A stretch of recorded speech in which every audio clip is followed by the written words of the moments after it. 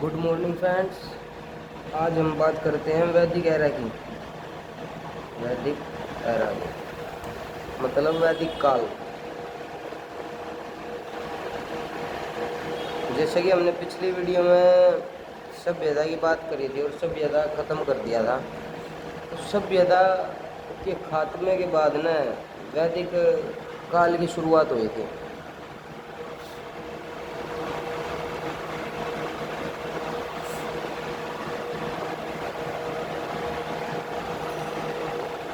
तो वैदिक काल जो है ना, वैदिक काल की शुरुआत सभ्यता के सभ्यता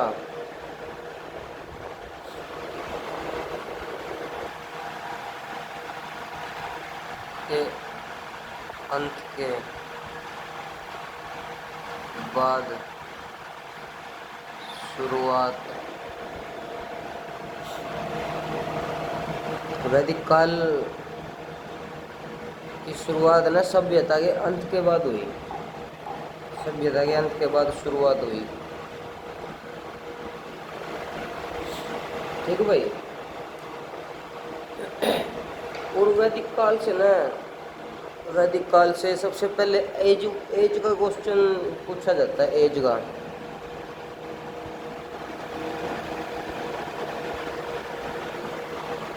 कि वैदिक काल की सामान्य एज क्या है और कार्बन 40 की एज क्या है। सामान्य एज और C40 के अनुसार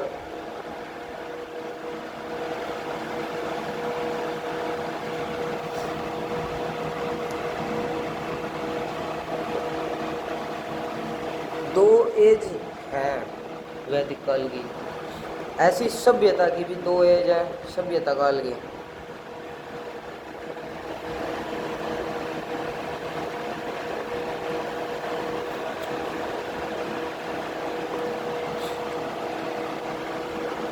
ठीक है। तो सभ्यता की जो दो एज है ना, एक तो सामान्य एज तो है इसकी 2500 से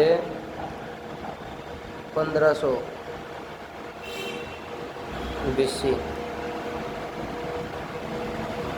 ठीक, ये तो सामान्य एज होगी।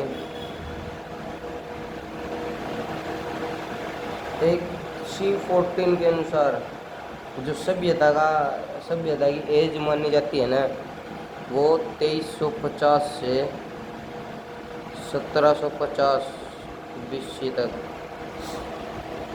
मानी जाती है। ऐसी जब सभ्यता का अंत हुआ 2500 में, तो 1500 में वैदिक काल की शुरुआत हुई। सामान्य एज में 1500 से 600 BC तक। और कार्बन 14 C14 के अनुसार माने जाए तो 1750 से यहाँ से शुरुआत हुई ना वैदिक काल की, 1750 से 600 BC तक। ठीक है। तो पेपर में यही पूछा जाता है कि वैदिक काल की सामान्य एज और कार्बन 14 के अनुसार एज क्या बनती है। सामान्य एज तो ये बनेगी और कार्बन C14 के अनुसार ये बनेगी।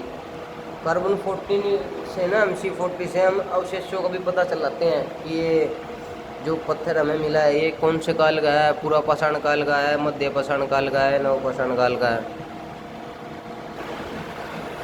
जो वैदिक काल है ना, वैदिक काल भी सभ्यता के अंत में जिम्मेदार है। वैदिक काल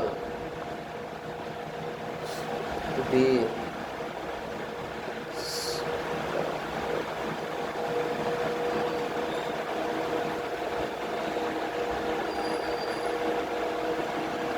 वैदिक काल भी सभ्यता के अंत में जिम्मेदार है। आर्यों की वजह से, जो आर्यों ने आक्रमण किया था।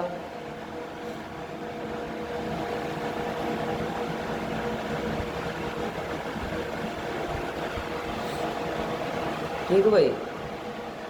और भाई जब ये भारत आए ना आर्य, जब आर्य भारत आए तो इन्हें किस प्रजाति से जाना गया? आर्य जब भारत आए तो इन्हें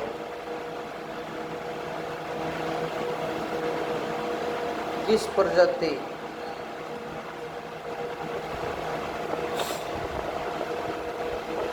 के रूप में जाना गया? जब आर्य भारत आए तो इन्हें किस प्रजाति के रूप में जाना गया? इन्हें भाई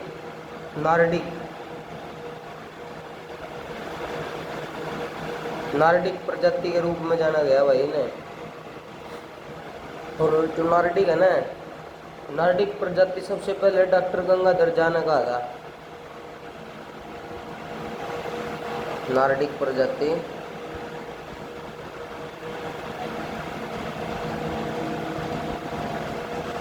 सबसे पहले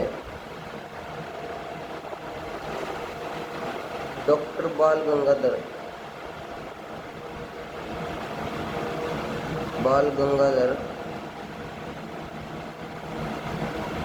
झा ने कहा था।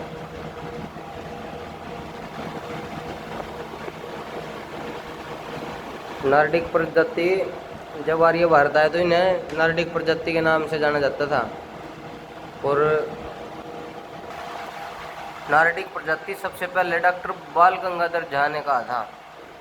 डॉक्टर बाल गंगाधर झा ने।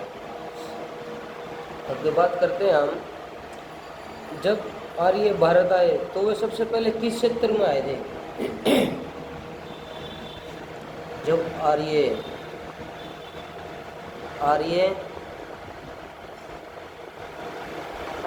भारत में सबसे पहले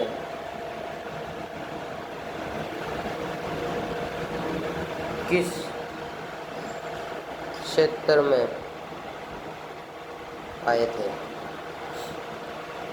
आर्य भारत में सबसे पहले वही सप्त सिंधीय प्रांतीय क्षेत्र में आए थे। सिंधीय प्रांतीय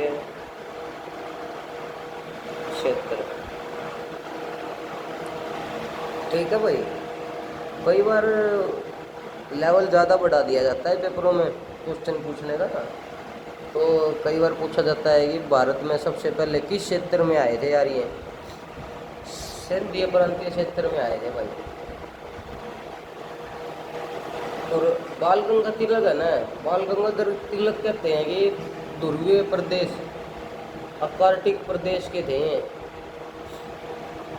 जो आर्य है ना, आर्यों के बारे में बाल गंगाधर तिलक कहते हैं। बाल गंगाधर तिलक कहते हैं, बाल गंगाधर तिलक कहते हैं ये ध्रुवीय प्रदेश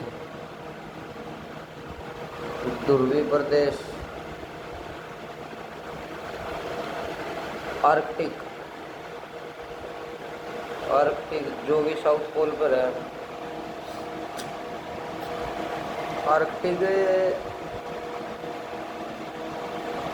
आर्कटिक नॉर्थ पोल पर है भाई, साउथ पोल पर नहीं, नॉर्थ पोल पर जहाँ पे नॉर्वे देश पड़ता है।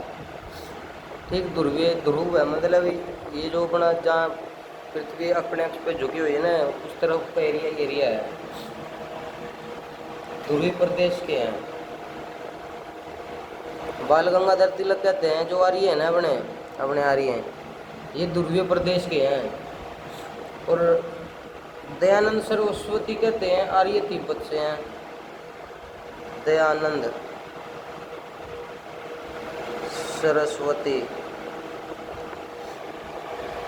सरस्वती कहते हैं कि आर्य तिब्बत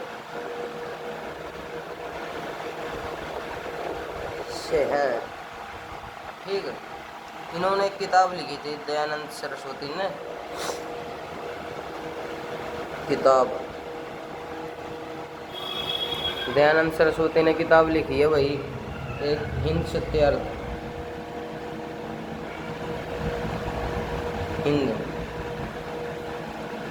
सत्यार्थ प्रकाश। ठीक है भाई, इस जो किताब है ना, ये जो किताब है, इस किताब में लिखा है भाई, और ये इसमें लिखा है कि आर्य गण है। गण मतलब जैसे अपने शिव शंकर भगवान है, वे अपने साथ गण रखते हैं, ऐसी आर्यों को दयानंद सरस्वती ने गण कहा है। ये गण है, आर्यों का जो पेशा है ना, आर्यों का पेशा कृषक है, और ये संस्कृत भी बोलते हैं, संस्कृत भाषा बोलते थे भाई ये आर्य।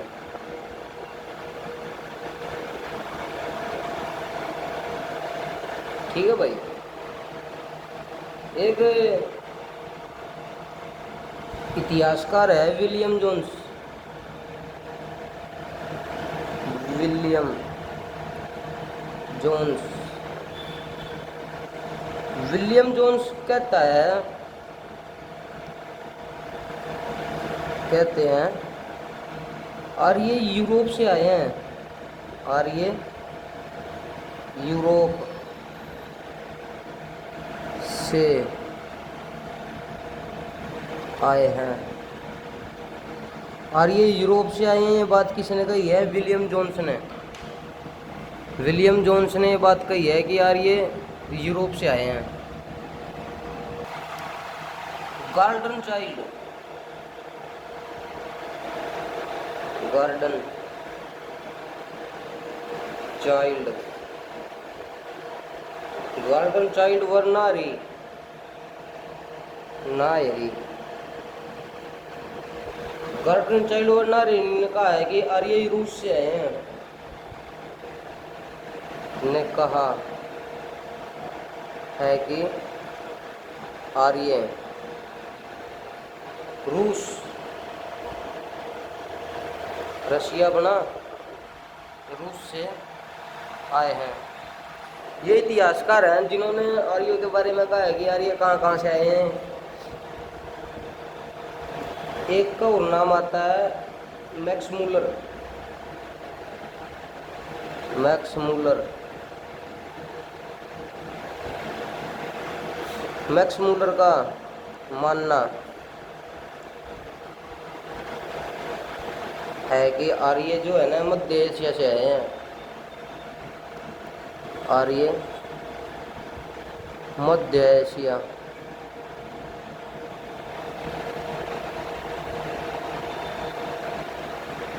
ठीक है, मध्य एशिया से, आर्य मध्य एशिया से आए हैं, किसका मानना है? मैक्स मूलर का मानना है। ठीक, एक इतिहासकार हो रहा है भगवान दास, भगवान दास, भगवान दास का मानना है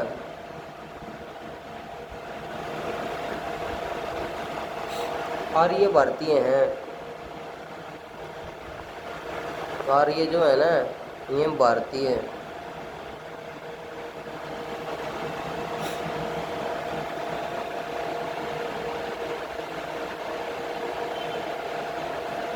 ठीक है भाई, इनकी ना भगवान दास ने, भगवान दास की एक किताब भी है, किताब भगवान दास की किताब है returns of Arya, returns of Arya. Bhagwan Das ने किताब लिखी है रिटर्न्स ऑफ आर्य, और इनका ही मानना है कि आर्य जो है वो भारतीय है। इसके बाद है एक इतिहासकार पेनका। पेनका का मानना है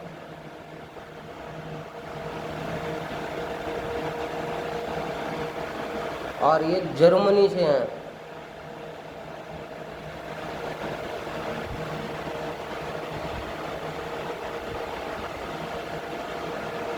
पेनका का मानना है आर्य जर्मनी के हैं। आर्य जर्मनी के है, किसका मानना है? पेनका का। ठीक। एक इतिहासकार हो रहता है एसी दास।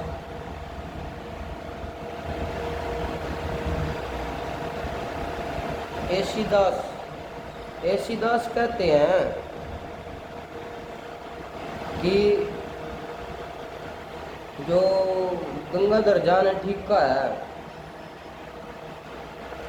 एसी दास कहता है कि गंगाधर, जो डॉक्टर गंगाधर झा था ना,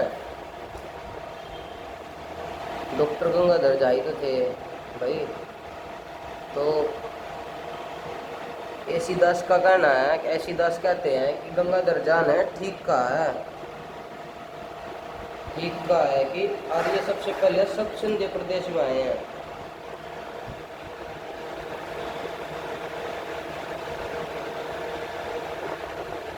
आर्य सबसे पहले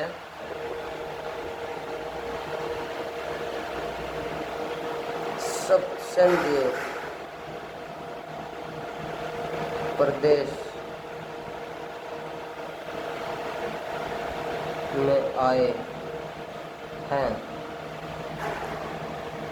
सबसे पहले डॉक्टर गंगाधर झा ने कहा था कि आर्य जो है सब सिंध प्रदेश से हैं, और एसी दास ने भी कहता है कि गंगाधर झा ने ठीक कहा है कि आर्य सबसे पहले सब सिंध प्रदेश में आए रहे। ठीक है भाई।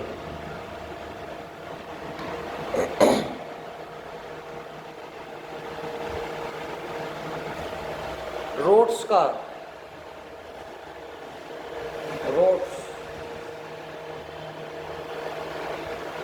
का मानना है आर्य इंडो ग्रीक बैक्टीरियन है।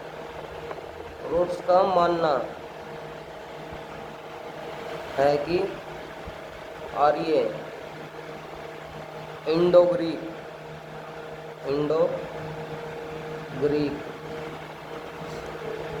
बैक्टीरियन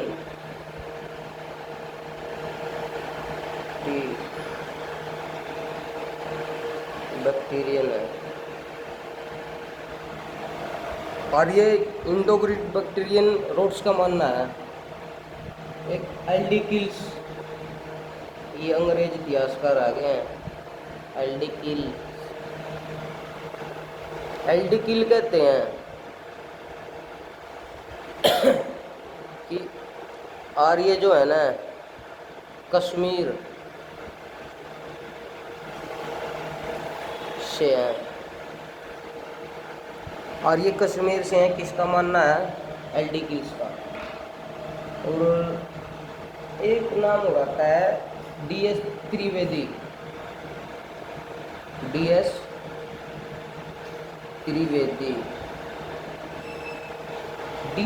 त्रिवेदी कहते हैं कि आर्य मुल्तान, ये जो इस टाइम ये मुल्तान का जो इलाका इस टाइम पाकिस्तान में पड़ता है, मुल्तान से है। 1173 में मुल्तान को उसने जीता था ना मोहम्मद गौरी ने। और वैसे नॉर्मल बात की जाए ना, जो आर्य मूलतः मध्य एशिया से हैं।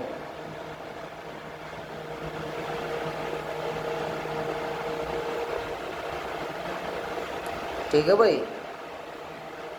मूलतः वैसे इसको मध्य एशिया से बताया जाता है आर्यों को। और वही एक सप्त सिंधे की बात करी थी ना अभी पीछे, सप्त सिंधे की, कि एसी दास कहते हैं कि गंगाधर झा ने ठीक कहा है कि आर्य सबसे पहले सप्त सिंधे प्रदेश में आए थे। ये जो सप्त सिंधे प्रदेश है ना, इसका मतलब है 7 नदियों का समूह।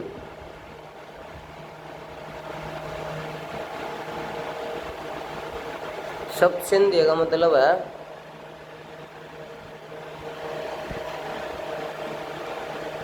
सप्त सिंधु।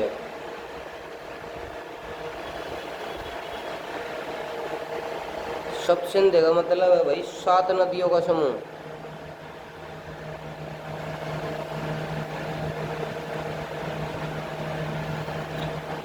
ठीक है।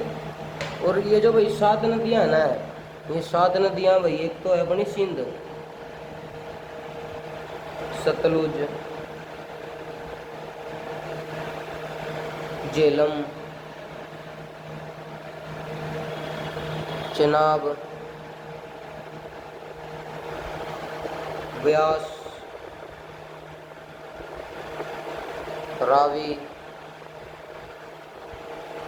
और सरस्वती।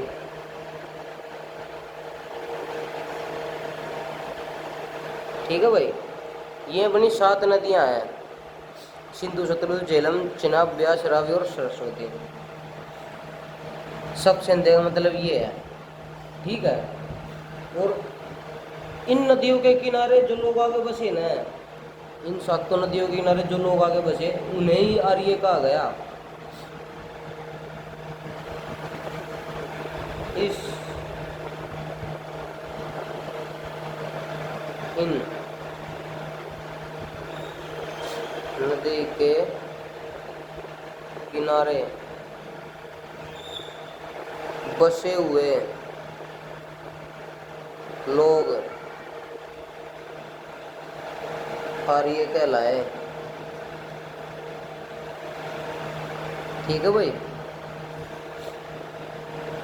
इस नदी के किनारे बसे हुए लोग आर्य कहलाए।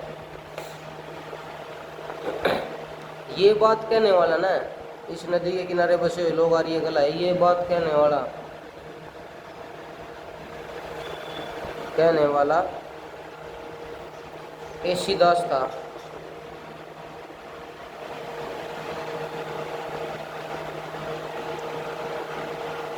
तुलसीदास था।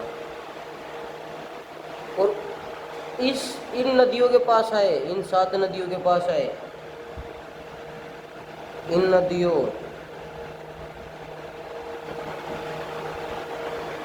के पास आए कहने वाले थे डॉक्टर गंगाधर झा। कहने वाले थे डॉक्टर गंगाधर झा। ठीक है भाई,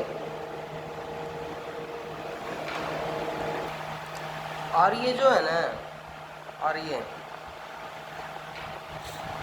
आर्य भाई चरवाहे थे, आर्य चरवाहे थे। ठीक है। और भाई ये संस्कृत भाषा बोलते थे।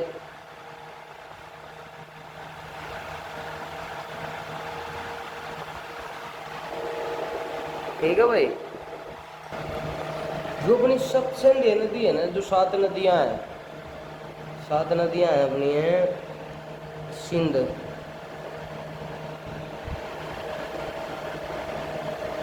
सतलुज,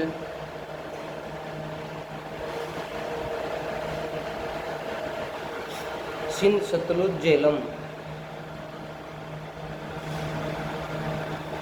चेनाब, ब्यास, रावी, सरस्वती। ठीक है। ये जो अपनी, ये अब नए नाम है, ये तो जो इनके पुराने नाम है, पुराने नाम,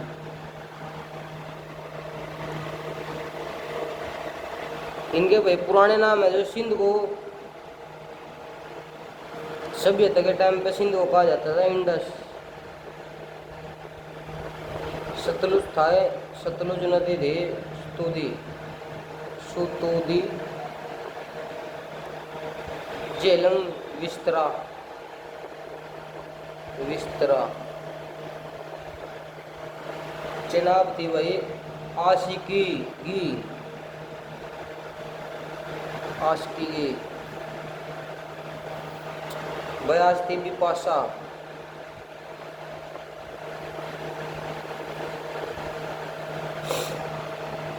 रावी थी पुरुषणी, पुरुषणी। सरस्वती थी गग्गर।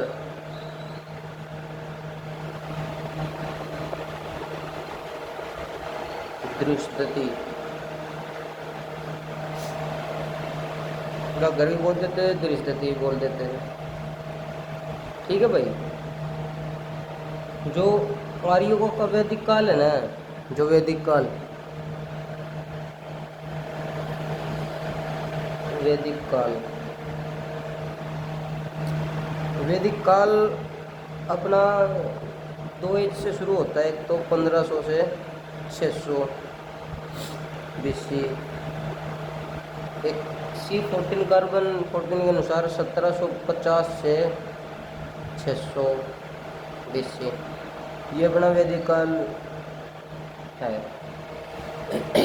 वैदिक काल आगे दो भागों में बटा हुआ है। एक तो है ऋग्वेद,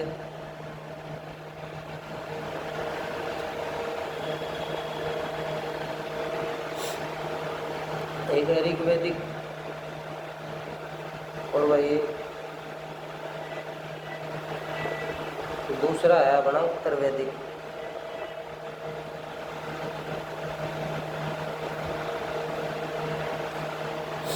ठीक, जो ऋग्वेदिक है ना, ऋग्वेदिक काल, ये अपना 1500 से 1000 BC तक,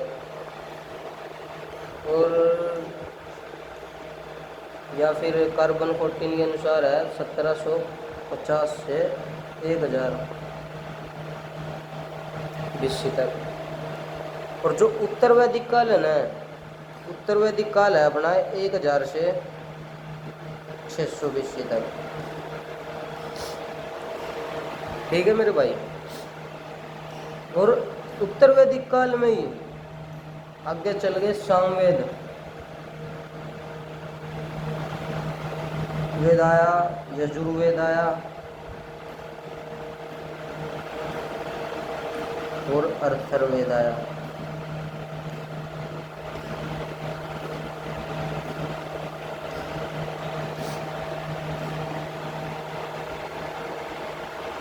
ठीक है भाई। उत्तर वैदिक काल में सामवेद आया, यजुर्वेद आया, अथर्ववेद आया। कुल वेदों की जो संख्या है ना, वेद की संख्या 4 है। वेदों की संख्या 4। उपनिषद,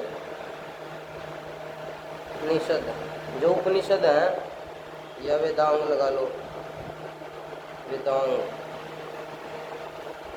वेदांग नहीं भाई, वेदांत है। वेदांत हो गए अपने 108, वेदांत हो गए 108। और वेदांग एक होता है वेदांग, यहाँ ग है और यहाँ त है, बस इसमें ये फर्क है। वेदांग है अपने 6।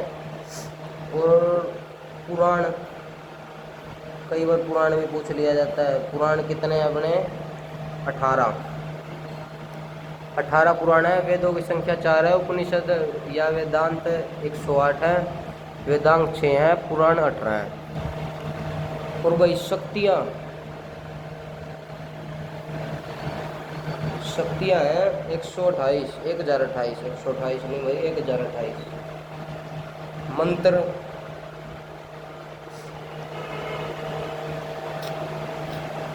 मंत्र है भाई 10,462, 10,462।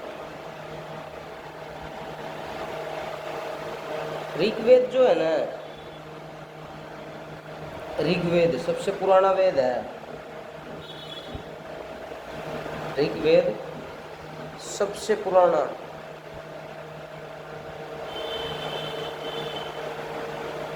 वेद है। ठीक है। और ऋग्वेद के अंदर 21 नदियों के साक्ष्य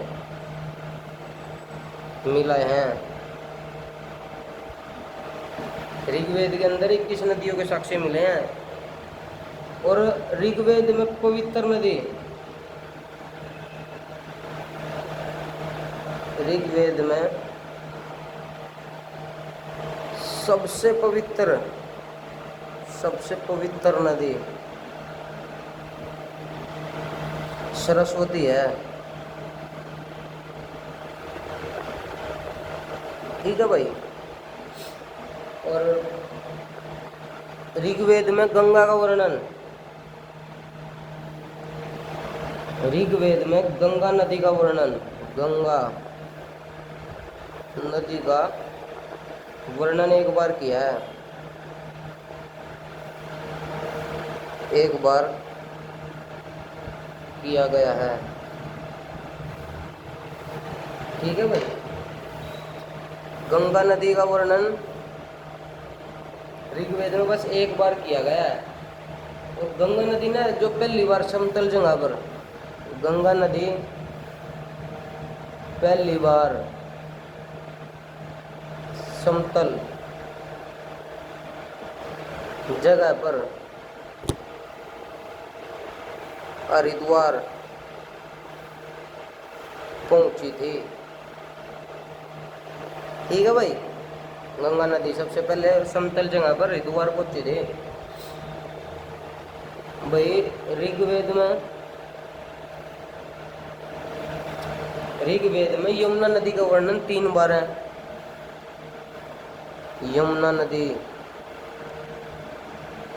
का वर्णन 3 बार है। ऋग्वेद में यमुना नदी का वर्णन 3 बार किया गया है। और ये जो यमुना नदी है ना, यमुना नदी हरियाणा में अथनी कुंड बैराज से प्रवेश करती है। हरियाणा में अथनी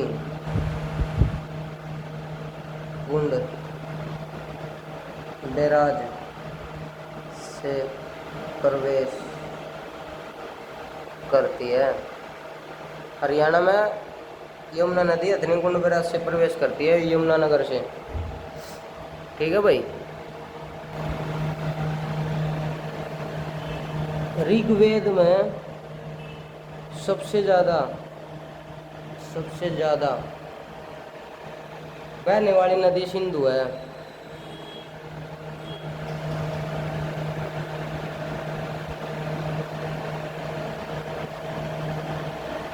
ठीक है भाई।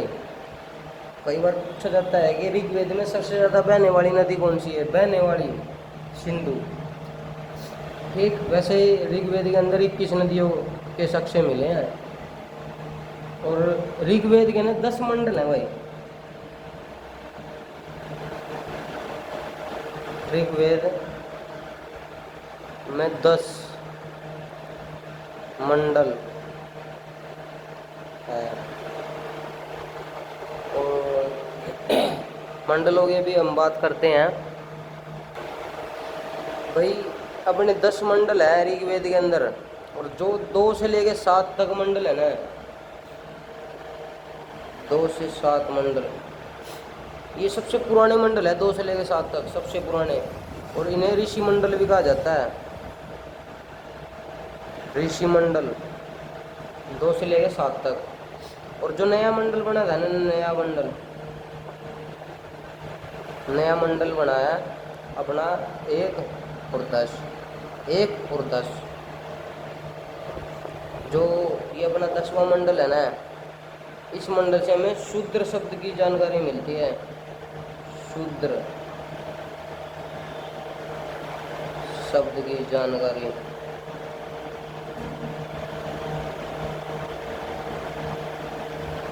शूद्र शब्द की जानकारी मिली थी हमें 10वें मंडल से। और जो 9वां मंडल है ना, ये सोम मंडल है। सोम मंडल सौमंडल है ना, इस सौमंडल में ना, सौमंडल हिमालय की चोटी पर, ये हिमालय की चोटी पर भुजवन नामक स्थान पर, हिमालय की चोटी पर भुजवन नामक स्थान पर, हिमालय की चोटी पर भुजवन नामक स्थान पर एक वृक्ष पाया जाता है, एक वृक्ष पाया जाता है। उस वृक्ष से ना, इस वृक्ष से ओस की बूंदें गिरती हैं, इस वृक्ष से ओस की बूंदें गिरती हैं। इन ओस की बिंदु का ना, जिसे सोमरस कहा जाता है, जिसे सोमरस कहा जाता है। ये जो सोमरस है ना, इन सोमरस को देवी देवता पीते थे भाई, और जिसे सोमरस कहा जाता है, तो इस वृक्ष को भी सोम वृक्ष कहते हैं। इस वृक्ष को भी सोम वृक्ष कहते हैं, सोम वृक्ष कहते हैं भाई। सोम वृक्ष कहाँ पाया जाता है? हिमालय की चोटी पर, भुजवन नामक स्थान पर। अरे इस वृक्ष से ना ओस की बूंदें गिरती हैं, जिसे सोमरस कहते हैं। अरे सोमरस को देवता पीते थे भाई। 10वां जो मंडल है ना, 10वां नहीं 7वां, सॉरी, 7वें मंडल से 10 राज युद्ध की जानकारी मिलती है। 10 राज युद्ध की जानकारी मिली। 7वें मंडल से 10 राज युद्ध की जानकारी मिलती है। और भाई सबसे पहले ऋग्वेद में सबसे पहले कृषि की जानकारी, सबसे पहले कृषि की जानकारी 4थे मंडल से मिली थी।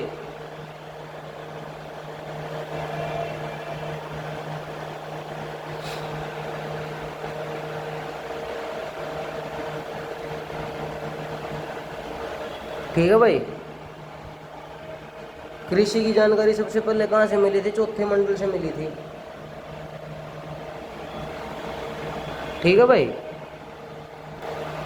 इसके बाद बात करते हैं हम ऋषि की, कि ऋग्वेद में किस किस ऋषियों का वर्णन किया गया है। ऋग्वेद में एक तो गृहस्वाद ऋषि का वर्णन है। एक वही विश्वामित्र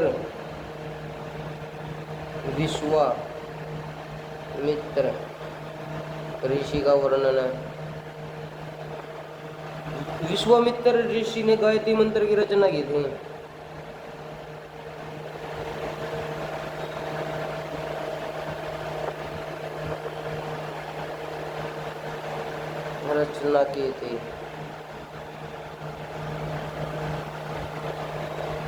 और गायत्री मंत्र की रचना ऋग्वेद में हुई है भाई। एक है अपना वामदेव ऋषि, ये सभी ऋग्वेद में आते हैं। एक ऋषि अपना भारद्वाज ऋषि, अत्रि ऋषि, भारद्वाज ऋषि। एक शब्द है भाई अस्तो मां सदगम्य, अस्तो मां सदगम्य शब्द का प्रयोग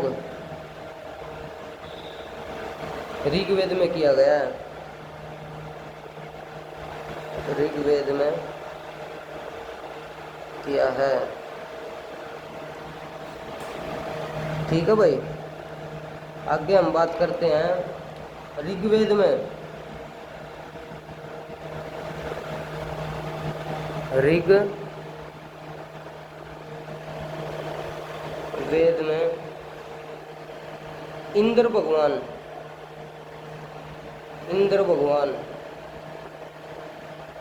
ऋग्वेद में इंद्र भगवान का जिक्र 250 बार है। वह अग्नि देवता का जिक्र 200 बार है। ऋग्वेद में इंद्र भगवान का जिक्र तो 250 बार किया गया है और अग्नि देवता का जिक्र 200 बार किया गया है। एक अग्नि देवता की पत्नी होती है भाई, अग्नि देवता की पत्नी को क्या कहते हैं? कई बार पूछा जाता है पेपर में, भाई अग्नि देवता की पत्नी का क्या नाम है? अग्नि देवता की पत्नी का नाम है भाई स्वाहा। कई बार आपने हवन में बैठे होंगे आप लोग, हवन में कई बार आहुति देते हैं तो पंडित जी बोलते हैं कि स्वाहा स्वाहा। वो स्वाहा इसलिए बोला जाता है कि अग्नि देवता को प्रसन्न किया जाए। ठीक है भाई। ऋग्वेद का जो मतलब है ना भाई, ऋग्वेद का मतलब है सर्वश्रेष्ठ ज्ञान। ऋग्वेद का मतलब है भाई सर्वश्रेष्ठ ज्ञान। और भाई वैदिक काल में ही ना, वैदिक काल में लोहे की खोज हुई थी। लोहे की खोज चार्ज ने करी थी 1000 BC में, अंतरजी खेड़ा गांव, एटा जिला यूपी। वैदिक काल में लोहे की खोज हुई थी 1000 BC में, चार्ज ने करी थी अंतरजी खेड़ा गांव, एटा जिला, उत्तर प्रदेश में। ठीक है भाई। वैदिक युग में ना भाई 16 महाजनपदों की राजधानी आती है। वैदिक युग में 16 महाजनपद की। तो सबसे पहले तो भाई अंग की जो राजधानी थी वो थी चंपा। मगध की राजधानी थी राजगृह। कौशल श्रावस्ती।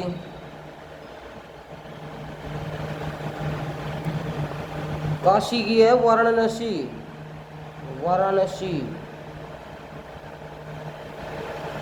अवंती उज्जैन महाकाल। वज्जी की वैशाली।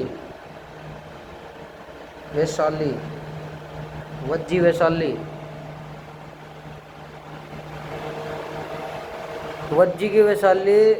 वत्स की कौशंबी।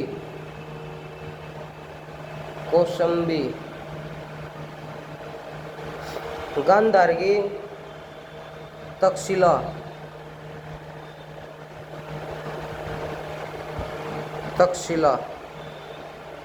शूरसेन की मथुरा। अशमक की पोटली।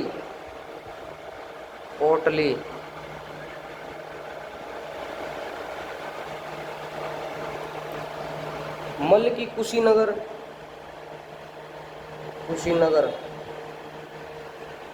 पुरु की इंद्रप्रस्थ। पंचाल की अहिछत्र पंचाल। काम्बोज की आटक। चेदी की शक्तिमती।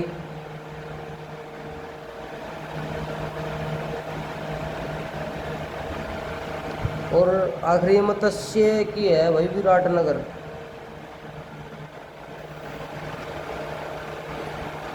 ये 16 महाजनपद हैं। ये भाई 16 महाजनपद हैं। इनकी जो राजधानी है ये आपको मैंने लाइन वर्क कराई दी है। इसके बाद आता है भाई महायज्ञ।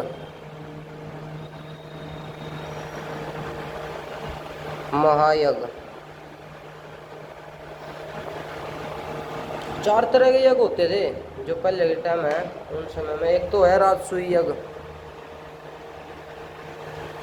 राजसूय यज्ञ। दूसरा है भाई वाजपेयी यज्ञ, वाजपेयी